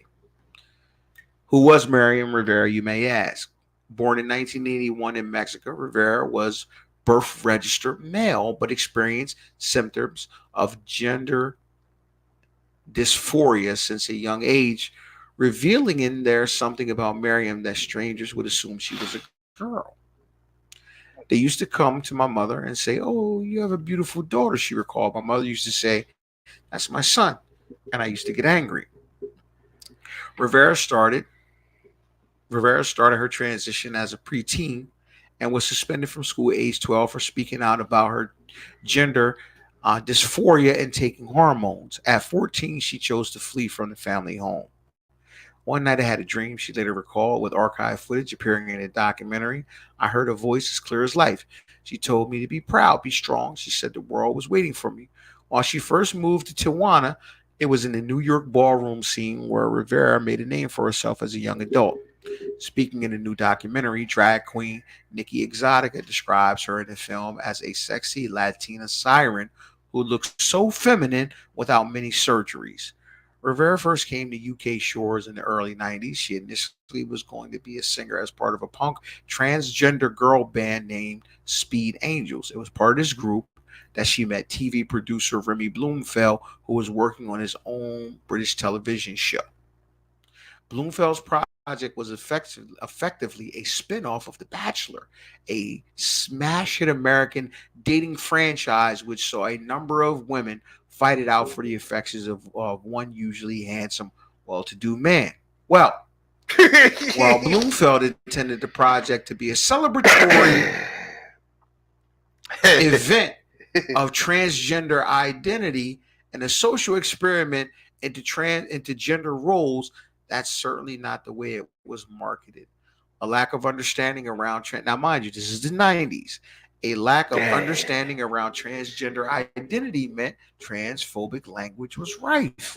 Host Tim Vincent's voiceover on There's Something About Miriam read, "These heroic guys have no idea." Now, mind you, there's a voiceover as the show is going. "These heroic guys have no idea that Miriam is as much Steve as Eve, as much Arthur as Martha. From the waist down, she's a man." We hear that on the TV side as consumers watching it. These guys don't hear him voice over it while they go on dates. To further, think about this. The men on the show, all in their early to mid-20s, had signed up to a program initially called Find Me a Man. It was pitched as a fun in the sun holiday in the party island of Ibiza with all expenses paid. The show was filmed Me a Man? Of the summer of 2003. The final of the show saw Rivera make her reveal. Having picked lifeguard Tom Rook as the winner, Rivera said to the contestants, "I tried to be as honest as I could. Yes, I'm from Mexico. I'm a model. I'm 21. Tom, I love spending time with you and kissing you. You see, I love men and I love being a woman, but I am a woman. I was born as a man." Ahead of the big reveal, The cast and crew were starting to feel uncomfortable about the show. According to The Guardian, the bouncers from nearby super clubs were drafted ahead of the final. They were right to be cautious. Rivera's announcement was met with shock and laughter. Off camera, things escalated. One contestant said about trashing the villa. Mm-hmm. Rivera was whisked away from the cast for her own safety. Contestants say they never saw her again after that day. The men who took part in the show launched a lawsuit against the TV executives of conspiracy to commit sexual assault, defamation, breach of contract, and personal injury for the psychological and emotional damage the experience had caused them. The documentary believes they won around $500,000 in the lawsuit, with half of this paid to legal fees. The court case also delayed, but ultimately did not stop broadcast. If anything, the legal matter served as further publicity for the show. When There's Something About Miriam aired in February 2004, it was a rating smash for subscription channel Sky One, drawing in nearly 1 million viewers. And tabloid anger was aimed squarely at the 21-year-old Miriam, as opposed to the executives who made the show. Lurid headlines read, "Oi Miriam, you broke the rules." There was a death in this. Oh. There's Something About Miriam was not the platform for fame Rivera hoped it could be. Rampant transphobia saw Rivera become a widespread figure of fun. While she appeared on an Australian version of Big Brother, she ultimately returned to the States after the show. The press trashed her. Maybe she was ahead of her time, but I hope her stories teaches tolerance. Things continued to worsen for Rivera, who developed a drug addiction in the mid-2000s and became a sex worker to fund her habit. In 2007, she fell 4 stories from a tower block after a perpetrator attacked her with a hammer. In another incident, Rivera went missing for 6 months and returned claiming she was kidnapped at gunpoint and forced into sex slavery. With few opportunities left in New York, Rivera left her home country in Mexico with her husband, Daniel Cuervo. In 2019, she was found dead outside her apartment. Aged just 38, her death was ruled as suicide, but this has been disputed, but not proven otherwise. Good Lord. It's a lot. That is a lot, man. It's a lot. That is a lot. How would you feel going? Now, mind you, would you even go on a dating show, so to speak? Yeah. You'd go on a dating show? Yeah. We talk about like well, you don't know. You go on a date, and I say that now with the context of like this is of course like you. I also heard you say this. I heard you say they asked the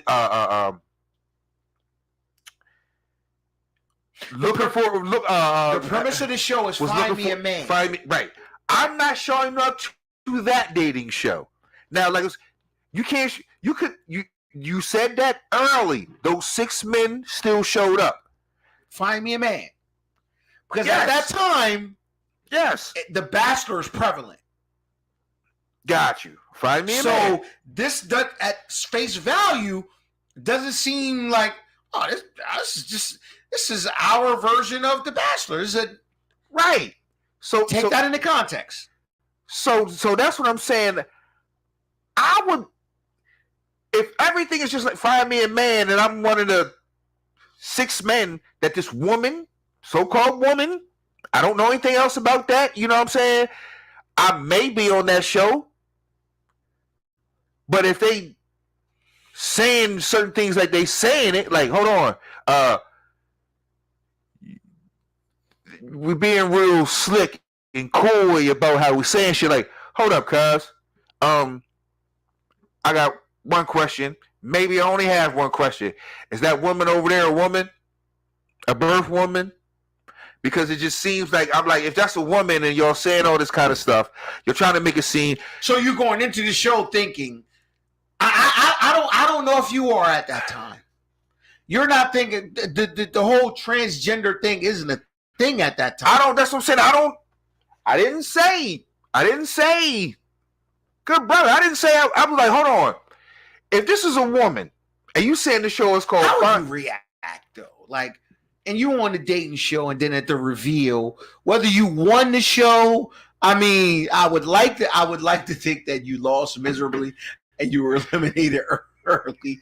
Like, yeah, he's not my type because you like, whoo, like whoa, like. But there's a guy that like went through this whole, like multiple individuals went through this whole process.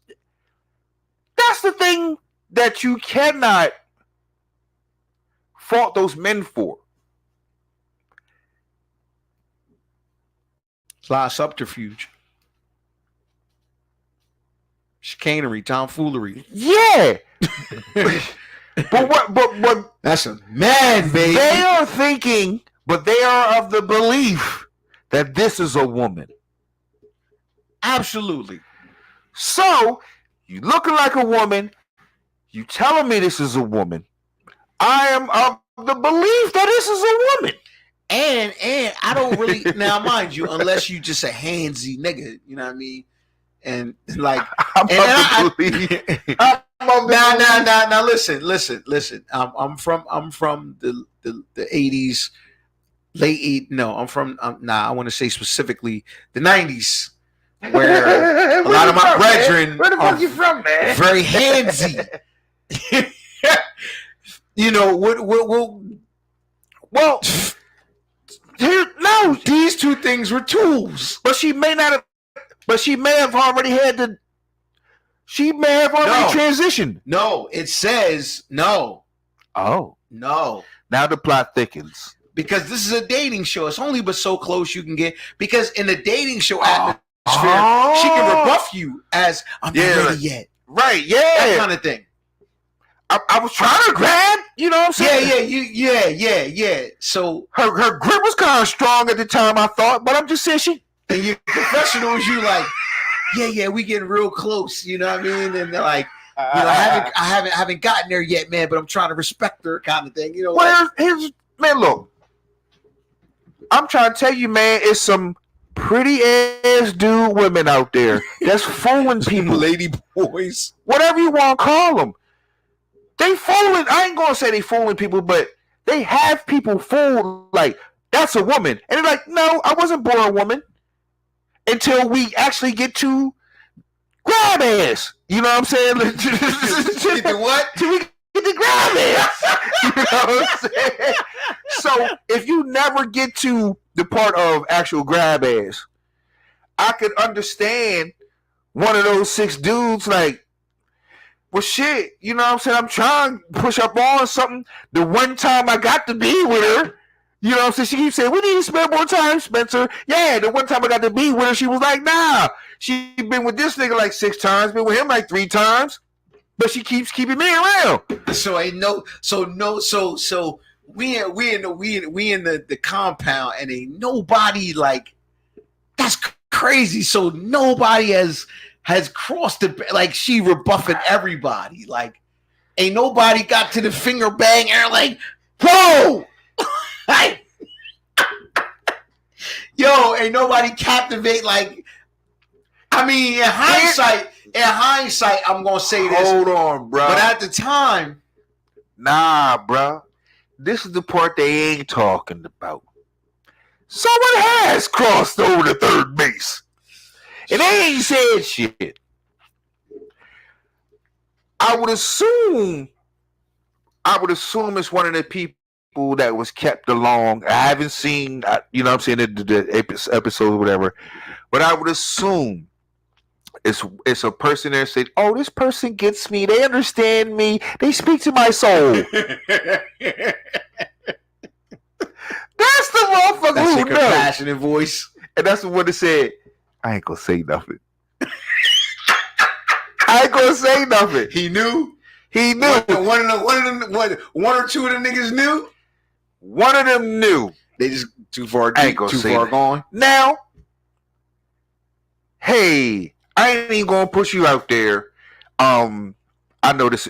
See, and this is what a lot of us don't be knowing or realizing or understanding. Like, you might come to a. Let's just say before you got real grabby, homie said, "Ho, Cameras rolling. You cool. I don't really want you to go there. But since we making a bunch of money here, or we got a couple hours coming, don't out me. So as we speak, Drake has dropped The Heart Part 6. So just so you know, proceed. Is that on YouTube? Listen, it's bro. Yeah, look, I just want to make you privy. Look, this is real time. Now, what we have to decipher is whether, of course, we have the AI barrier. Is this AI or is it real? But as of right now, there is a shout out to allhiphop.com where I get all my credible hip hop news from. Don't know. We'll see. Or Rap Generals. We don't know. So I mean, I don't know. We don't know. I don't know. We'll see. But keep going. Proceed. Man, look. I can understand how, like we say, oh, he got shook. You know what I'm saying? She shook him. He shook him. Yeah, you can get caught out there. Like, cuz the light was off. But when I felt something, that was when it was over. But at the same time, I don't mean I ain't even gonna fuck you up like that, because you was trying to stop me. I'm the motherfucker all aggressive. You know what? Don't put me out there. I'm ready to lose a bag. You know what? Shit. I kind of like these amenities my damn self. Just keep giving me a rose and don't invite me no motherfucking where. Yo, there's already think pieces on this. I'm not reading this. I'm not getting into that, man. But yeah, it's niggas. Yo, the funny thing is, like, niggas saying, all right, so we know Kendrick dropping in 10 minutes. That's what it's come down to. The rapid response is the thing with this battle. But moving on. Go ahead. We're gonna jump into some sports, man, because there's a lot going on. Let's wrap this one up. I will put it like this, man. What was the unfortunate outcomes of this? Well, suicide. Allegedly? Or they say they think it's moving towards that? But it sounds like a suicide, but she did have a husband, right? Yeah, I did hear you say that. Absolutely, yeah. Okay. So I'm a firm believer in, man, you have one chance on this earth. Please go and do and be the person you need to be in the flesh while you have flesh. Just as long as you ain't knocking none of my loved ones or my family over the head to do it. That's what I truly believe. Now, if you think you are a woman in a man's body, and you have to change all the way over to that, I hope you find all the people in your life who will allow you to still have a fruitful, worth living life. I hope they will still be around you as you go through your journey and you make your transition. Unfortunately,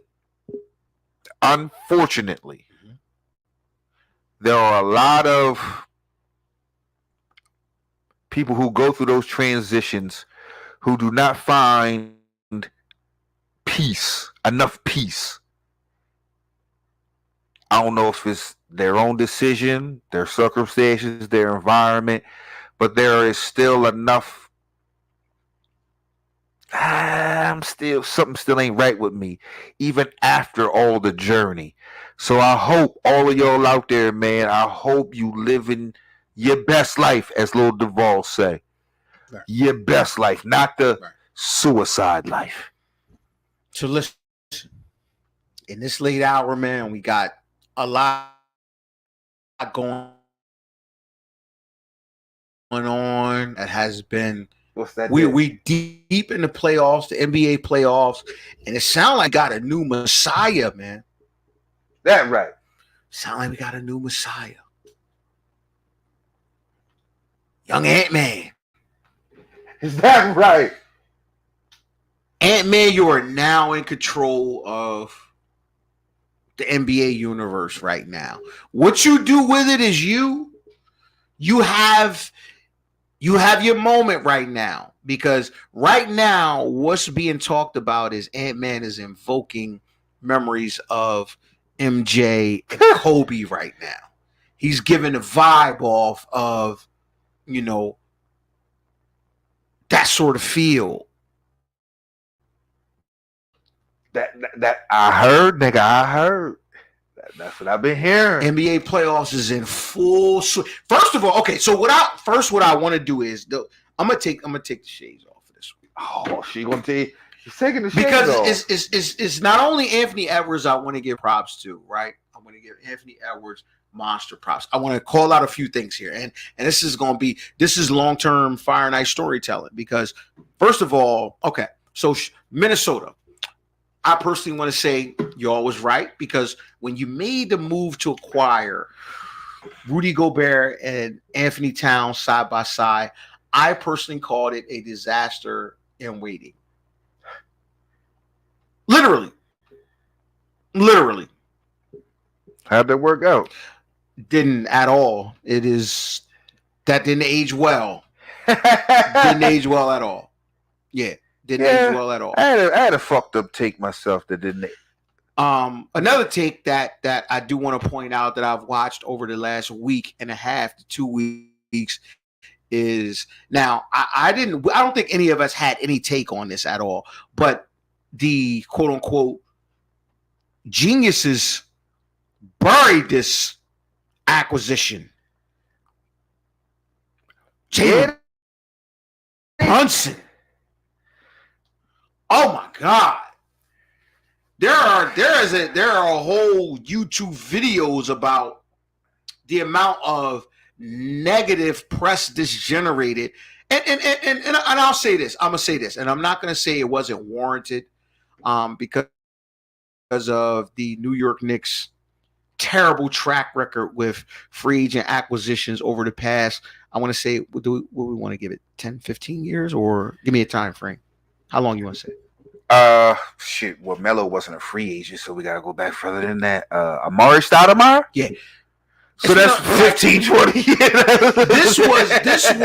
This was at a time when nobody wanted to go to New York. We got to remember, we coming off of Kyrie Irving and Kevin Durant literally saying, "Oh no, we're going to Brooklyn."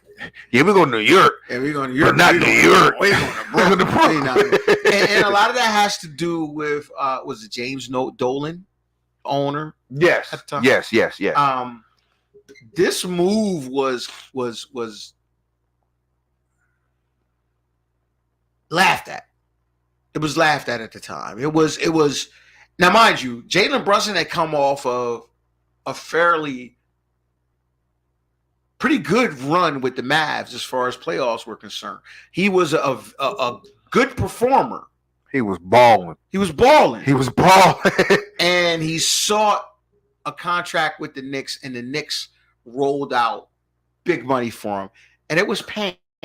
It was universally laughed at. Yeah. There's whole videos about the Jalen Brunson signing.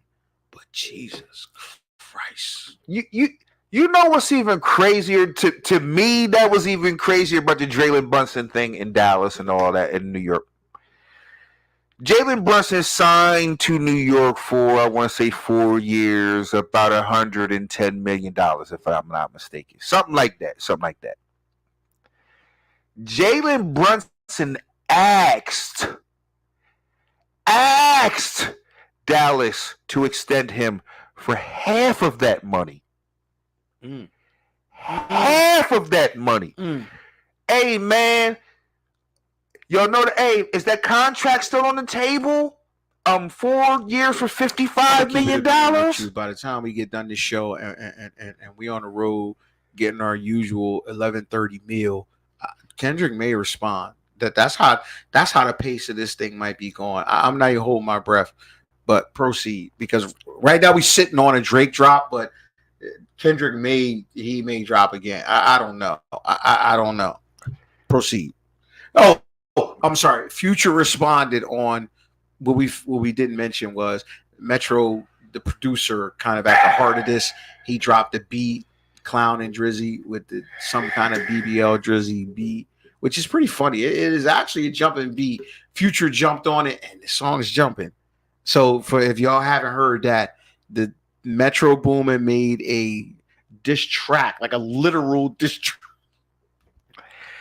Literal diss track. I'm not gonna lie. Future did hop on it, and it's fire though. I'm not gonna lie. If there's two losers in all of this, all of these like rapping beats. Look at what's trending. Look at what's trending. This gives you an idea how close this thing is, or at least how perceived close. Okay, Drake. Yeah. But there are some that's like, this is pure utter trash. Yeah. I'm just saying. So this is crazy. This is odd, but proceed. The two losers out of this whole battle, out of all of this, no, not J. Cole. J. Cole might be the smartest man on the planet. Some people saying he is. J. Cole riding around his bike in Tribeca is like unfazed. Not Future who's trying to interject himself in it. Rick Ross trying to interject himself in it. The two worst losers out of this, Metro Boomin and Big Sean. How about that? Proceed. So Jalen Brunson, this was a signing that was universally panned. Not because Jalen Brunson is a good player, but because it's New York. It's a large free agent signing. That was like, at the time, that was kind of considered, that's your big free agent splash. That was fine because they was looking at, okay, some people was looking at, that's your big free agent splash. I get it. No, that's everybody. At that time, it was universally thought that. I didn't look at that. Really? I didn't look at that as your big free agent splash. I looked at it as, that is an upgrade from what your previous point guard was. Clear. So, no question about it. So for a team who's trying to get better, they got better. But now, at the time, were you thinking second place in the Eastern Conference better, or did you say, well, they got better? Kudos to at the time I thought they got better. So I didn't pan them like a lot of people did. I was like, no, they got better. That was better than sentiment is coming from longtime Knicks fans who's been waiting for years to spend this money on a big splash free agent. You know, they want a guy, marquee name. You know who I want to give a lot of props to, and you haven't heard his name the last couple of years because he's been working his ass off in New York. Wild Wild West. Wild Wild West is, I want to say, GM or assistant GM, something around there. And World Wide West is a James Bond man of mystery, sort of. Yeah, there's a folklore behind World Wide He's like West. the Clarence Avon of basketball. He's like for real. He's the Clarence Avon of basketball. You know what I'm saying? He's the T.K. Kirkland of basketball. I wonder why there hasn't been a documentary on World Wide West yet. He's still doing his thing. No, I mean, I guess I'm pretty sure it's coming. I'm pretty sure it's coming within 10 years. Gotta be. World Wide West gotta be. It depends. It depends on the access you give to people around you. Okay. If you already secretive and you don't give people access to you, it's not much to document except on what they speculate or what's been out there in the public, which there isn't much out there in the public. Okay. Now, it would have to be people close to him that do the documentary, and he would have to give permission and access to do said documentary. Okay. Obviously, he ain't did either one of them, but I want to give him and Steve Perry, I want to say it is. They have actually been running the Knicks a lot better than a lot of people thought they would be. Okay. And Jalen Brunson, like they say, oh, that's your big free agent signing? Hey, Knicks fans, I don't know if you've been watching, he's a fucking upgrade for what you had at your point guard. Nigga, he's been more than an upgrade in hindsight. Now I'm just saying, at the time, fast forward 8 months, he's blew even those expectations out of the water. But I can't even lie, I can't even remember who the point guard was before Jalen Brunson. Exactly. You had R.J. Barrett, he's no longer there. I think it was either Quigley. Emmanuel Quigley. He's been bashed to Dante. There's been Dante Exum. Dante Exum showed up in but Dallas. I think to sum this up, Jalen Brunson has been an MVP candidate, an all-pro first-team performer. Yeah. A middle finger to everybody. Listen, to get a guy and not, you didn't get it all. He developed into that. So not only did you get you got a guy, but you got a guy that literally developed in New York to that, because he wasn't that in Dallas. He developed into that. So that's gotta feel crazy to New Yorkers. That's gotta be shitty. That's gotta be well. I'm not going. Well, I don't know, because Dallas is looking at this like, well, we got our guy, and not only do we got our guy, we ended up getting a guy to replace that guy. So they still have a marquee MVP candidate, all-pro first-team player. It's just they gave up one in hindsight. Like, damn. I would say the Dallas Mavericks got lucky as shit. Sometimes better to be lucky. They got lucky as shit. Because nobody's looking at it. Look, nobody's looking at Dallas crazy right now. And they very well could have had they not gotten Kyrie Irving, and Kyrie Irving played to the degree that he's playing now. Because you could look at this and be like, the fuck was y'all thinking? Just think about Kyrie Irving almost not being available. You feel what I'm saying? Kyrie Irving asked for a trade. You're like, what? Now, we might trade you, but you don't even be showing up, this and that. We don't really have to do you no favors. No. None of this kind of stuff. It probably behooves us to get you out of here. It's probably a good idea. Yeah. So but we'll probably do that at a loss. Yeah. We'll probably do that at a loss. We'll do that at a loss. Now, this ain't New York. That's crazy that you said that, bro. This ain't the Knicks trading you. This is Brooklyn trading you. We got Jack for you. Yeah. We got what we consider. We got draft picks for you, which, in your proverbial words, who the fuck knows what those draft picks are gonna? That could be bupkis. Unless you're saying in the hands of the wrong people, it could be bupkis. In the hands of, let's say, like Sam Presti, it could be great. But in the hands of the wrong people, it could be. In the hands of Brooklyn Nets, it'll probably be bupkis. It'll probably be bupkis. So another thing before we move on, I want to make note of this. Caitlin Clark still Caitlin Clark.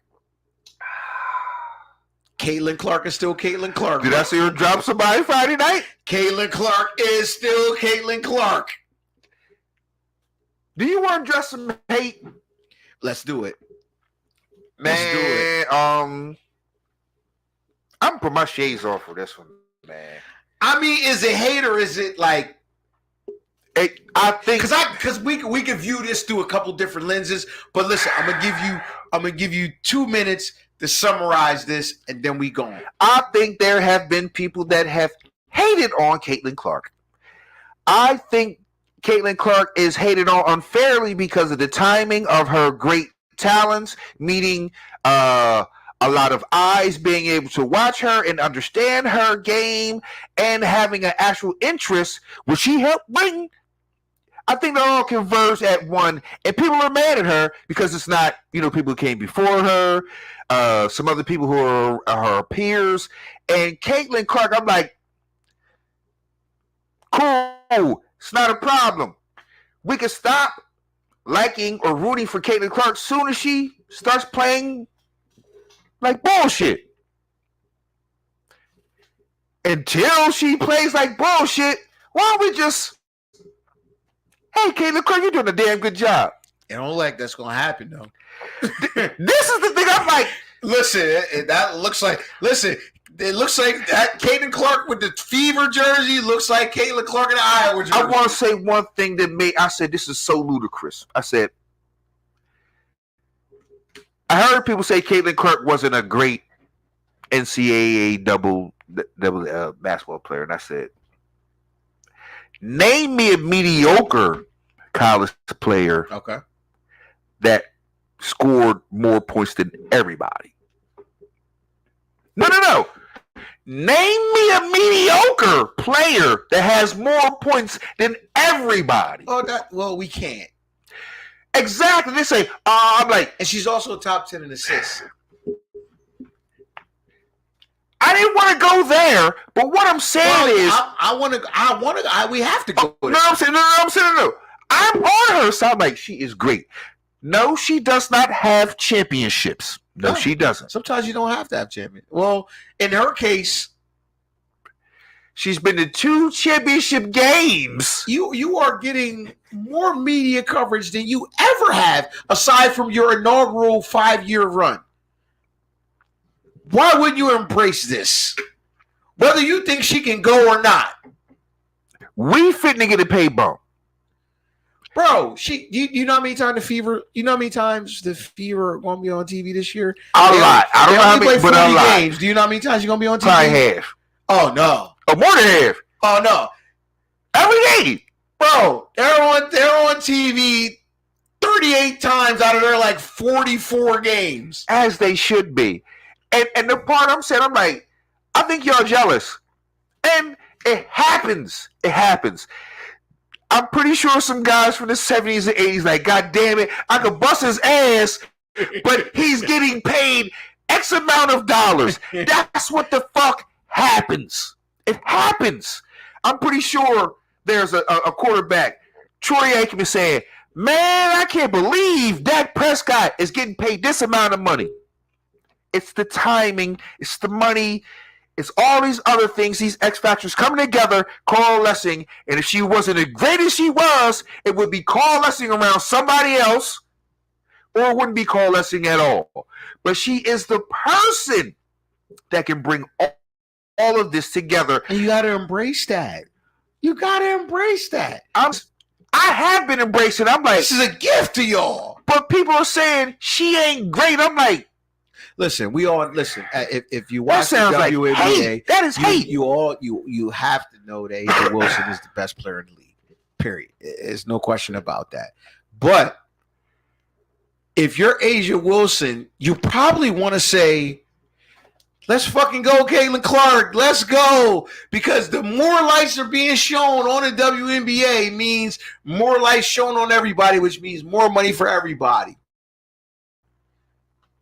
As great as A'ja Clark was, she wasn't getting the buzz up like this.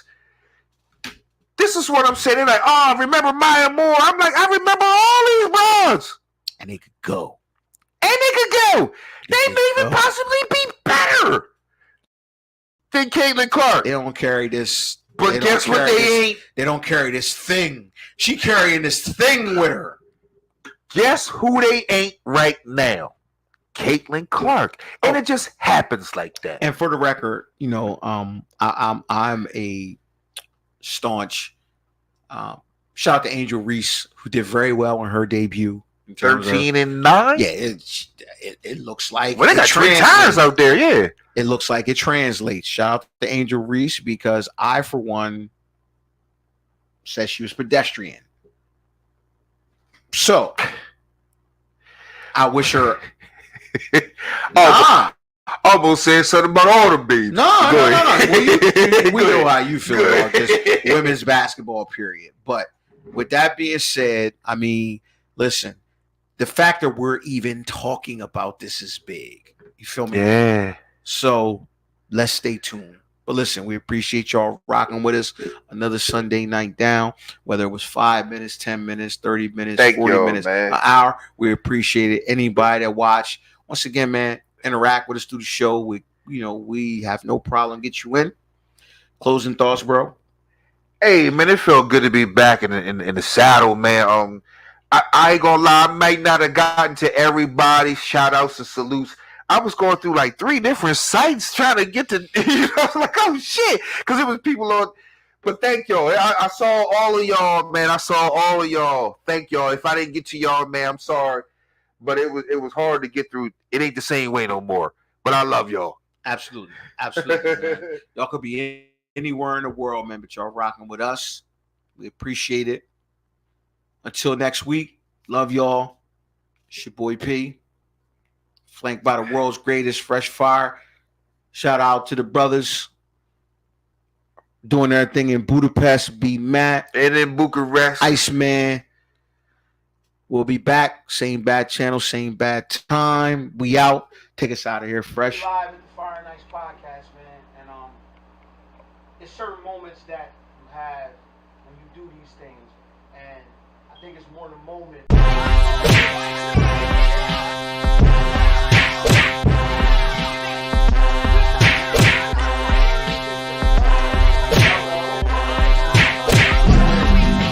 These guys came from Woodland, Delaware. Where was you from? Now, from the who's east fighting side. right now? Who's fighting right now? Who's fighting right now? Who's